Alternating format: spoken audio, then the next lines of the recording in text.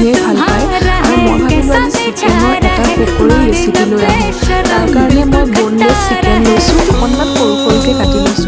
ভালদৰে ধুই পেলাই ইয়াতে নিমখ জোখ অনুসৰি নিমখ দিলোঁ আৰু যি যি মছলা আছিলে মোৰ ওচৰত জিৰা ধনিয়া সকলোখিনি মছলা দি দিছোঁ। তন্দুৰী মছলা থাকিলেও দিব, মোৰ ওচৰত নাই কাৰণে মই দিয়া নাই।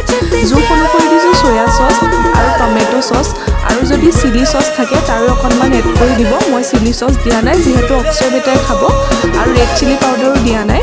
ৰেড চিলি পাউডাৰ দিলে কালাৰটো বহুত বেছি ঠাণ্ডাৰ দিনকেইটাত সন্ধিয়াৰ সময়ত কিবা এটা নিমখীয়া খাবলৈ পালে মনটো এনেও ভাল লাগি যায় নহয় জানো। তাৰপাছত দিলোঁ অলপমান ময়দা দিছোঁ। এই আপোনালোকক দেখুৱাই দিছোঁ, মই 4-5 চামুচমান জোখেৰে ময়দা দিলোঁ আৰু গোটেইখিনি ভালদৰে মিক্স কৰি ল'লোঁ। আৰু মই গোটেই ৰাতিটো ফ্ৰিজত ৰাখি থৈছিলোঁ। আপোনালোকে 2-3 ঘণ্টা সময়ো ৰাখিব পাৰে, খালি মেৰিনেট কৰি থ'লেহে পকৰীটো খাবলৈ বেছি ভাল হয়। এয়া নেক্সট দিনাখন ৰাতিপুৱা মই মাংসখিনি উলিয়াই ল'লোঁ আৰু যোৱাকালি মোৰ গৰম মছলা দিবলৈ থাকি গৈছিলে, সেইকাৰণে মই এতিয়া অকণমান গৰম মছলা এড কৰি দিলোঁ।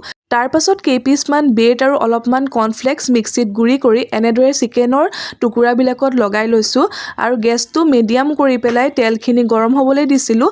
একেবাৰে মিডিয়ামতে আপোনালোকে ভাজিব, তেতিয়াহে ভিতৰটো ধুনীয়াকৈ সিজি যায় আৰু খাবলৈও মচমচীয়া হয়।